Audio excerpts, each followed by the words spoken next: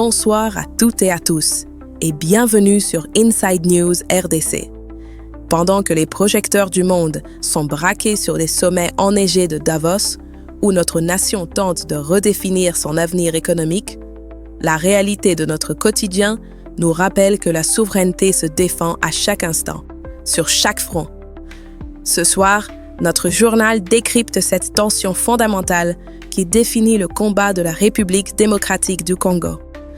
D'un côté, une offensive diplomatique pour attirer les capitaux étrangers et reprendre le contrôle de nos richesses. De l'autre, une guerre intérieure contre l'insécurité, la corruption et la trahison qui menace de saper tous ces efforts. Comprendre ce double combat, c'est comprendre les enjeux vitaux pour l'avenir de chaque famille congolaise. Au cœur de cette édition, deux dossiers majeurs qui illustrent ce grand écart. D'abord, nous analyserons l'offre stratégique faite par la RDC aux États-Unis à Davos, un véritable pivot géopolitique visant à sécuriser nos minerais critiques face à la domination chinoise. Ensuite, nous reviendrons sur le front judiciaire avec les derniers développements du procès du général Filémon Yave, accusé de trahison. Une affaire qui révèle les failles béantes de notre appareil sécuritaire face aux ingérences étrangères. Allons, dans notre édition, nous aborderons aussi la montée de la criminalité à Kinshasa, qui défie ouvertement l'autorité de l'État, et nous nous pencherons sur l'enquête alarmante de Human Rights Watch sur les exactions qui suivent le départ du M23 à Uvira. La RDC déploie son jeu diplomatique à Davos, mais derrière les promesses de prospérité, quelles sont les garanties pour le peuple congolais? Alors, nous ouvrons ce dossier crucial. L'offensive diplomatique menée par la délégation congolaise au Forum économique mondial de Davos n'est pas une simple opération de communication. C'est une tentative structurée, et peut-être la plus directe à ce jour, de reprendre le contrôle de la chaîne de valeur de nos minerais stratégiques. En présentant une offre ciblée aux États-Unis, Kinshasa cherche à briser un cycle de dépendance et à s'imposer comme un acteur incontournable de la transition énergétique mondiale. La République démocratique du Congo a officiellement transmis à Washington une liste restreinte d'actifs miniers publics. Cette liste, destinée aux investisseurs américains, inclut des projets de manganèse, de cuivre-cobalt, de lithium et d'or, jugés stratégiques pour l'avenir. Cette offre s'inscrit directement dans la rivalité féroce que se livrent Washington et Pékin pour le contrôle des ressources nécessaires aux technologies de demain. La Chine domine aujourd'hui le raffinage mondial, traitant, selon l'Agence internationale de l'énergie, entre 47% et 87% des minéraux stratégiques. Pour les États-Unis, sécuriser un approvisionnement direct depuis la RDC est donc un enjeu de sécurité nationale. À Davos, la délégation congolaise, composée notamment du vice-premier ministre Daniel Mukoko Samba, de Jacquemain Chabani-Loukou et du ministre des Mines Louis Watum Kabamba, a martelé un message clair. La RDC veut passer d'un modèle d'exportation de matières brutes à une transformation locale, créatrice de valeur et d'emplois. Citant le ministre Louis Watum, l'appel a été lancé aux investisseurs pour qu'ils sachent déceler des opportunités durables et porteuses de croissance. Cette nouvelle stratégie cherche à contourner un quasi-monopole de fait. Des géants chinois comme CMOC, premier exportateur mondial de cobalt depuis la RDC, mais aussi Zijin et Huayou, contrôlent déjà une part considérable de notre production. L'offre faite aux Américains est donc précise et concrète. Elle concerne des actifs non engagés, détenus par nos entreprises publiques, notamment les licences de manganèse, d'or et de cassitérite de Kisenj. Le projet cuivre-cobalt de Mutoshi de la Gécamine et son unité de germanium. 4 permis aurifères de la Sokimo. Des licences de lithium de Cominière, ainsi que les actifs en coltan, or et wolframite de Sakima. Ce pivot vers les États-Unis présente des opportunités évidentes. Il permet une diversification de nos partenaires, évitant de mettre tous nos œufs dans le même panier. Il pourrait accélérer le financement de projets d'infrastructures vitaux, comme le corridor de Lobito, soutenu par Washington, qui désenclaverait notre production minière. Mais les risques sont tout aussi importants. Les investisseurs américains exigeront des garanties de stabilité et de bonne gouvernance. Notre nation aura-t-elle la capacité de négocier des contrats réellement équitables, qui protègent nos intérêts et respectent notre législation, sans céder à la pression d'une superpuissance? Pour le Congolais moyen, les retombées de ce pivot stratégique sont encore incertaines. Si la transformation locale se concrétise, cela pourrait signifier la création de milliers d'emplois qualifiés dans les bassins miniers et une augmentation significative des revenus pour l'État, finançant ainsi les services sociaux. Cependant, le risque demeure que ces nouveaux contrats, comme tant d'autres par le passé, n'enrichissent qu'une élite et que les richesses du sous-sol continuent de ne profiter qu'à une minorité. Ce pari américain est-il la clé de notre indépendance économique ou le début d'une nouvelle allégeance? La réponse ne se lira pas dans les communiqués officiels, mais sur les fiches de paye de nos ingénieurs et de nos ouvriers, et dans l'amélioration concrète de leur quotidien. Pourtant, cette quête de souveraineté économique à l'étranger est minée de l'intérieur par le plus grand des poisons, la trahison au sommet même de notre commandement militaire, menaçant de réduire à néant tous ses efforts diplomatiques. L'affaire qui secoue la haute cour militaire est bien plus que le procès d'un homme. Elle est le symptôme des maux qui rongent notre appareil de défense. La collusion présumée avec l'ennemi rwandais, une gangrène qui paralyse notre réponse militaire dans l'Est et sème le doute dans l'esprit de nos soldats et de nos citoyens. Ce mardi 20 janvier 2026, la Haute Cour militaire a rendu une décision clé. Elle a rejeté la demande de liberté provisoire du lieutenant-général Philémon Yav-Irung et a ordonné la poursuite de l'instruction. La prochaine audience est fixée au 27 janvier, où des témoins clés devront comparaître. Le premier président de la Cour, le lieutenant-général Joseph Mutombo Katalayi, a lu l'arrêt qui déclare non fondées toutes les exceptions soulevées par la défense, notamment l'incompétence de la Cour et le caractère prétendument illégal de la détention. L'auditeur général soutient que la juridiction est parfaitement compétente pour juger un officier de ce rang. Les chefs d'accusation sont d'une gravité extrême: trahison, incitation de militaires à l'indiscipline et collusion avec l'ennemi, en l'occurrence le Rwandais James Kabarebe. L'accusation repose sur des faits précis.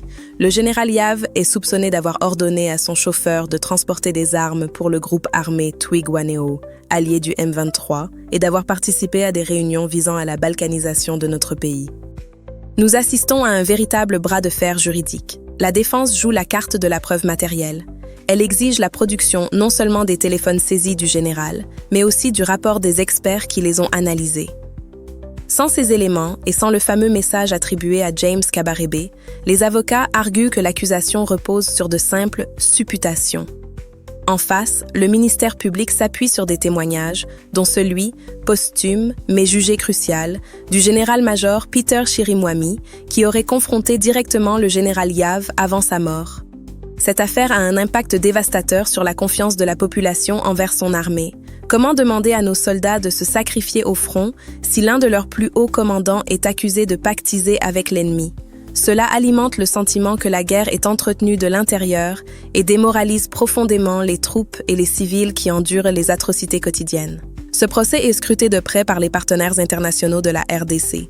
Il pourrait, pour la première fois, apporter des preuves judiciaires solides de l'implication directe du Rwanda et de ses plus hauts responsables dans la déstabilisation de l'Est. Une condamnation sur la base de preuves tangibles renforcerait considérablement la position diplomatique de Kinshasa.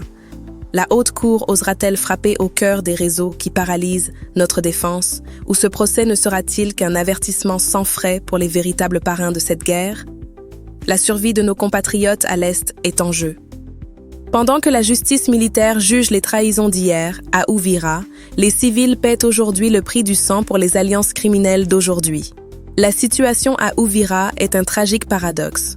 Le retrait des rebelles du M23, qui aurait dû être un soulagement pour la population, a ouvert la porte à une nouvelle vague de violences ciblées. Un rapport de l'organisation Human Rights Watch, publié aujourd'hui même, documente une situation sécuritaire et humanitaire qui se dégrade à une vitesse alarmante.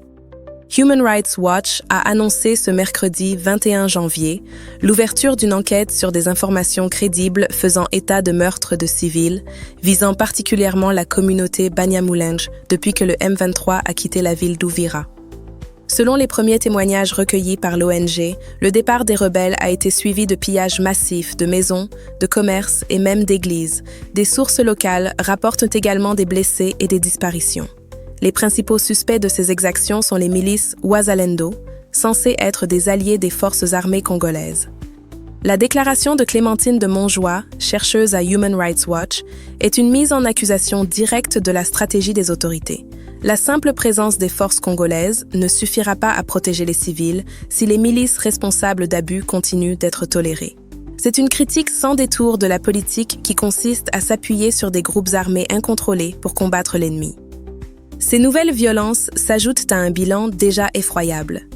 Le gouvernement congolais a récemment révélé que l'occupation d'Ouvira par le M23 avait causé la mort de 1500 personnes, le déplacement de 300 000 autres et la séparation de 12 000 enfants de leurs familles.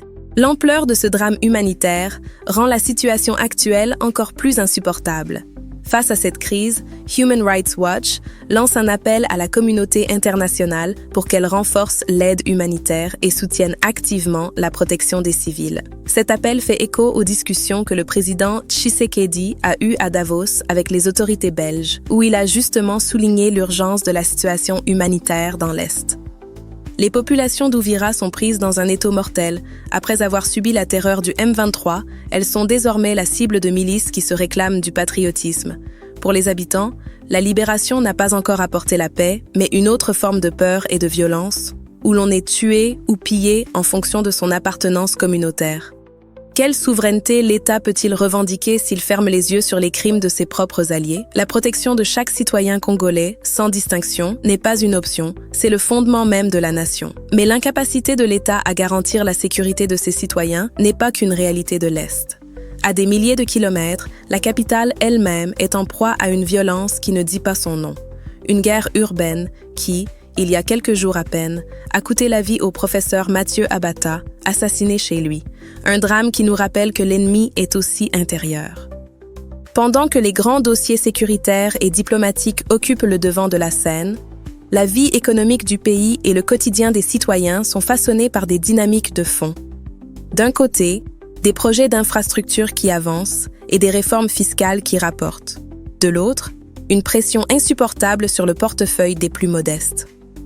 Il y a des signaux qui montrent que le pays avance. Dans le Lualaba, par exemple, le vice-premier ministre Jean-Pierre Bemba a inauguré une nouvelle déviation ferroviaire à Fungurume.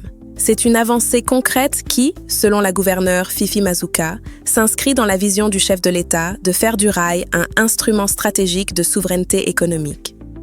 Cet ouvrage s'intègre au corridor de Lobito, essentiel pour nos exportations. Dans le même élan sur le front énergétique, le ministre Sakombi Molendo porte un plaidoyer ambitieux pour la réhabilitation de 17 centrales hydroélectriques, un projet vital pour alimenter nos zones minières et soutenir l'industrialisation. Sur le plan financier, l'efficacité est aussi au rendez-vous. La réforme de la fiscalité pétrolière, menée par le ministère des Finances, a permis de mobiliser un total de 6 848 milliards de francs congolais en 2025, dépassant les prévisions. La moyenne mensuelle des recettes a bondi de 4,4 milliards à 78,5 milliards de CDF.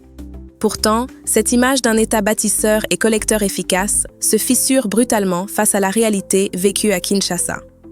Ici, le mot qui revient est « asphyxie ». Les chauffeurs de taxi, comme Guy Nkoulou, se plaignent d'une accumulation de taxes, permis biométriques, contrôles techniques, vignettes, autorisations de transport. Cette pression fiscale, dénoncée par des acteurs comme Fabien Muchukua Ruvogo, s'abat sur une population déjà précarisée, alors même que la majorité des travaux routiers sont à l'arrêt, laissant les Kinois dans un chaos quotidien. L'État démontre sa capacité à mobiliser des milliards auprès des compagnies pétrolières, mais cette efficacité semble s'arrêter là où commence le quotidien du citoyen. Comment justifier une telle pression sur les plus modestes quand les services de base comme des routes praticables et la sécurité ne suivent pas? N'est-ce pas là le cœur du contrat social brisé entre l'État et son peuple? Cette quête de recettes internes est cruciale, mais elle est constamment minée par le pillage de nos ressources qui s'organise bien au-delà de nos frontières. Une information économique venue de notre voisin ougandais a de quoi nous interpeller. Présentée comme un succès à Kampala, elle est pour nous le symptôme d'une hémorragie, la preuve flagrante du pillage systématique de nos richesses. La Banque d'Ouganda a annoncé hier que les exportations d'or du pays ont bondi de 76% en 2025. Elles ont atteint la somme colossale de 5,8 milliards de dollars, dépassant le café pour devenir la première source de devises du pays. Appliquons maintenant notre grille de lecture congolaise. L'Ouganda ne dispose quasiment pas de production aurifère industrielle. Comment expliquer une telle explosion de ses exportations? La réponse se trouve de notre côté de la frontière.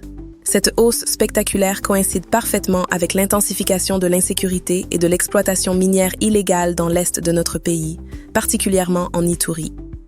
Affirmons-le sans détour, cet or ougandais est en réalité, en grande partie, de l'or congolais. Il est pillé dans nos provinces, extrait dans des conditions inhumaines, puis exporté en contrebande via des réseaux criminels qui alimentent directement les groupes armés et la violence qui endeuille nos compatriotes. Ces 5,8 milliards de dollars ne sont pas le fruit du génie économique ougandais, ils sont le fruit du financement de la guerre sur notre sol. Derrière les statistiques économiques de Kampala se cache le drame de l'Est du Congo. Chaque lingot exporté depuis Entebbe porte les traces du sang et des larmes de nos compatriotes. C'est un système de pillage économique sophistiqué que nous devons comprendre pour mieux le combattre. Alors que le pays se bat sur la scène internationale, sur le terrain, l'autorité de l'État est contestée sur de multiples fronts. De l'économie locale à la sécurité en passant par la politique et la santé, les signaux d'alerte se multiplient, témoignant de la fragilité de nos institutions. À Kalemi, la vie économique est à l'arrêt. La Fédération des entreprises du Congo a décrété une ville morte pour protester contre la montée de la criminalité qui vise directement les opérateurs économiques. Leur colère est double. Ils exigent plus de sécurité, mais aussi plus de transparence dans la gestion des taxes collectées par les autorités locales. Sur le front politique, la méfiance envers le Rwanda persiste. Le Congrès national congolais a exprimé sa crainte de voir un éventuel dialogue politique servir les agendas cachés de Kigali. Le parti rappelle que les concertations passées ont trop souvent servi de canal d'infiltration de nos institutions par des acteurs à la solde de l'étranger. À Kinshasa, le cabinet présidentiel alerte sur une vaste escroquerie. Une structure fictive, se faisant appeler DGCECFA, usurpe l'identité de la présidence de la République pour extorquer de l'argent aux citoyens. Le directeur de cabinet a appelé la population à la plus grande vigilance et promis des poursuites judiciaires contre les auteurs de cette fraude. Sur le plan sanitaire, l'OMS tire la sonnette d'alarme. L'agence onusienne a publié une alerte sur la baisse inquiétante de la couverture vaccinale contre la rougeole en RDC. Le taux est passé sous le seuil critique de 95%, ce qui fait craindre une résurgence majeure de cette épidémie évitable qui touche en premier lieu nos enfants. Ce soir, notre journal a dessiné le portrait d'une nation sur deux fronts. Une nation qui se bat avec ambition pour son avenir économique sur la scène mondiale, tout en combattant sans relâche ses démons intérieurs, la trahison, l'insécurité et la prédation. Nous avons vu le pari stratégique de la RDC à Davos, qui tend la main aux investisseurs américains pour reprendre en main la destinée de nos minerais. Nous avons exposé les sombres coulisses du procès pour trahison du général Yave, qui met à nu les vulnérabilités de notre système de défense. Nous avons relayé le cri d'alarme de Human Rights Watch à Uvira, où les civils continuent de payer le prix fort, même après le départ de l'ennemi. Et enfin, ce chiffre choc de 5,8 milliards de dollars d'or exportés par l'Ouganda, qui n'est autre que le visage économique du pillage de nos ressources. Ce soir, une citation de l'écrivain et homme politique Aimé Césaire résonne particulièrement. Une civilisation qui ruse avec ses principes est une civilisation moribonde. Elle nous rappelle que notre souveraineté ne se construira pas seulement sur la valeur de notre cobalt ou de notre lithium, mais sur la force de nos principes. La justice pour tous, la protection des innocents et le refus absolu de toute compromission. Pour comprendre en profondeur les mécanismes de ce pillage économique que nous venons d'évoquer, je vous invite vivement à visionner notre grande analyse disponible sur notre chaîne YouTube intitulée « Londres ougandaise, Anatomie du pillage économique de l'Est du Congo. Vous y découvrirez comment notre or devient par des circuits opaques la première richesse de notre voisin. Que Dieu bénisse la République démocratique du Congo. C'était Elodie pour Inside News RDC. Je vous retrouve demain à la même heure pour une nouvelle page de notre actualité. D'ici là, portez-vous bien.